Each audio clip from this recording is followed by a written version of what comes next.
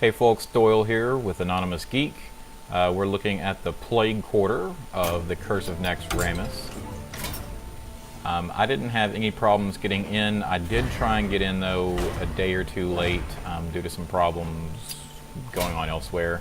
There were a lot of people though that had problems purchasing the Plague Quarter.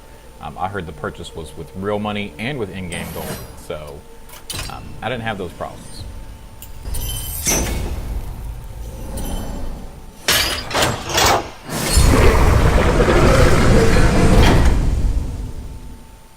I'm also hoping that the problem was a program-wide problem and not going to be something that we're going to face quarter to quarter.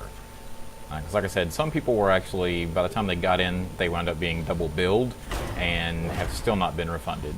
And that's not really what I expect from Blizzard, and I'm hoping that it was just a one-time thing, something that just servers got stressed and they weren't expecting it. So here, I've sped up a lot of the gameplay here so that we can go through it. This was Noth. Noth actually has a really wild ability.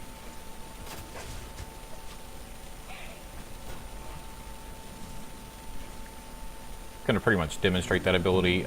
Every time one of your minions dies, he can basically, it's automatic.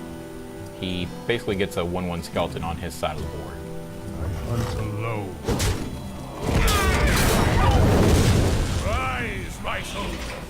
Rise and fight once more! Show them all! So there you go. It's really tough to go up against him unless you can kind of keep that under control and stuff. Tiny!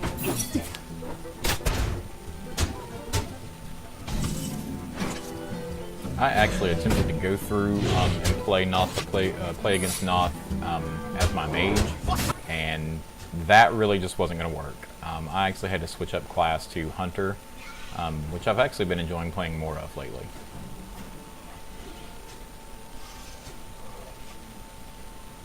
Noth uses some Warlock cards. I know he at least uses the old Siphon Soul, but mostly his big thing is using Mage Secrets.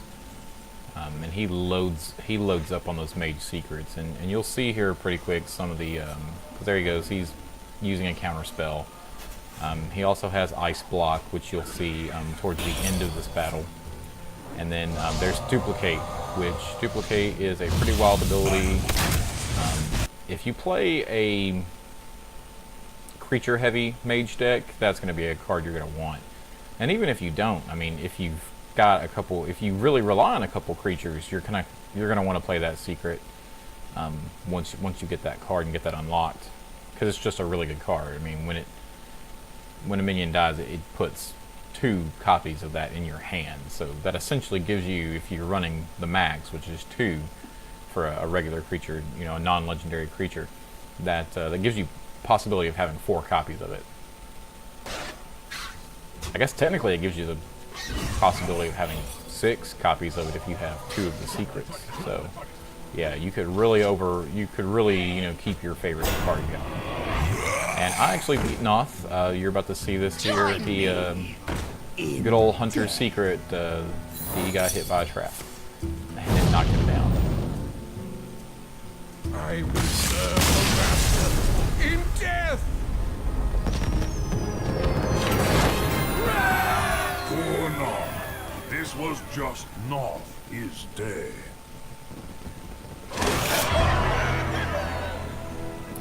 Stone Gargoyle, at first glance, looks like a really good card, maybe for a priest deck that uses the old Inner Fire Divine Spirit combo. Hagen sent me a message telling me that he promises not to kill you. Hagen wasn't if you too don't play terrible any of a cards challenge. against him. I know I went through him maybe twice, and once most of these I managed to go through 1 or 2 times. The Arachnid Quarter, I kind of cleaned house.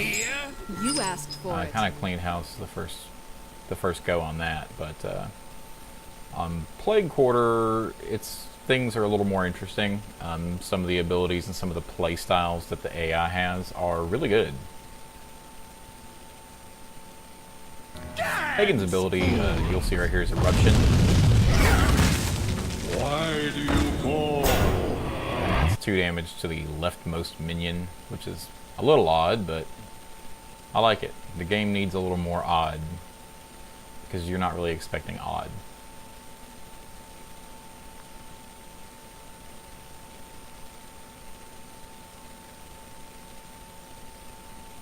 He loves that Void Caller too, which lets him, it's got the death rattle of putting a demon from his hand into play, and he really uses that card a lot.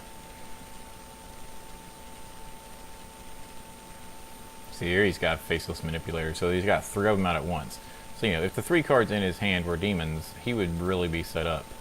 But if I remember right, they're actually not. He winds up only having 1 demon in his hand right here, and it's the Felguard, so it's not that big of a deal. I managed to take him out right here with just a little spot of spell damage and my hero ability and a fireball. Bumped up. I should have taken a shower.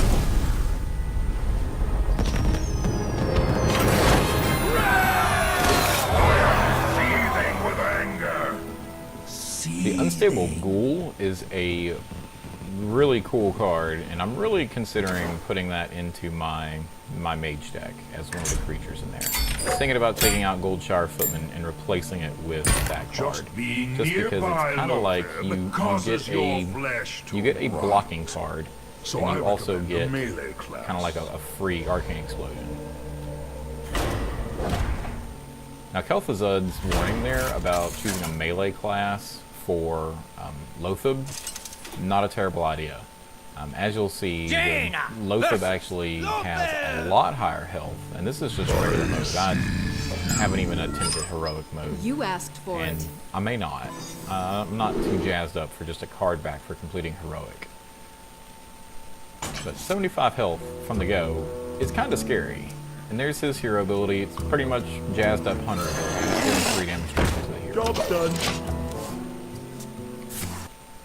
But I know it looks scary, but you have to kind of learn, and it took me, I think this is probably my 3rd go through trying to figure out how to work his mechanic against him, and I did. Because he's just going to kind of throw these random creatures out left and right.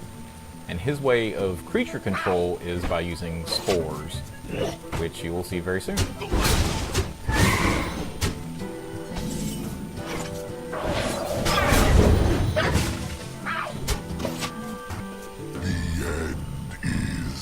Here's a Death Bloom, so it deals 5 damage to a minion, and it summons a Spore on his side, which is a 0-1 creature with a Death Rattle that gives your people, your minions, +8 attack. So that's why he's got so much life, because his only way of taking care of your creatures, and he even has another variant of Death Bloom, which deals 1 damage to all enemy minions, and it always summons a Spore. So you kind of wind up with these Spores that are kind of always beefing your guys, but yet at the same time he's always kind of taking your guys down too. So it's really interesting. Now see, I'm going to sacrifice a 10-1 creature, but I got a 12-4 through for a good hit.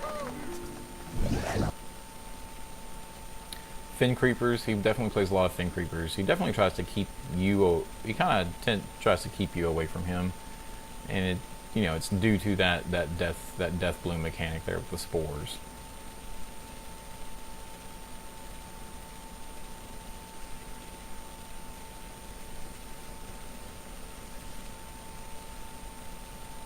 And to be honest, I'm sure this is probably not the first time this has ever happened, but I'm totally about to be, I'm about to do major damage with mirror image people, because they just became, 8-2 a pop. And I managed to get his guys froze. So yeah, he takes out 1, but it creates another one of these beautiful spores. So I managed to take that out, gain the 16, so now I've got a 16-2 mirror image. Doing as much damage as I can. Oh, he uses Face Manipulator, makes a copy. And luckily I've got Wolf Rider. So luckily it wasn't anything with big health, because now I can just come through, take that out of the way, and then hit him for another 16 damage. And he doesn't have a lot to play on right now. So it's kind of an easier way to go. So I'll just knock him off.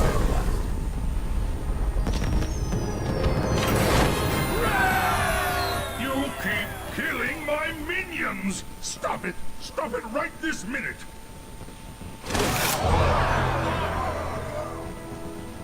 And you get the Sludge Belcher for beating Lothab, and then for completing the quarter, as you'll see, like you've seen in the Arachnid Quarter, you actually get the final boss as your reward. So you get the legendary Whip.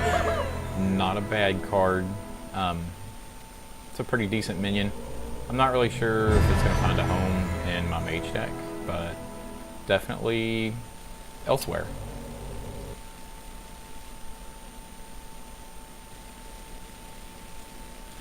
Thanks for watching. Please subscribe. You can follow us on Twitter. You can like us on Facebook. And if you haven't played the Arachnid Quarter, or if maybe you're having some trouble finishing it, we've got a video up of that. Thanks a bunch.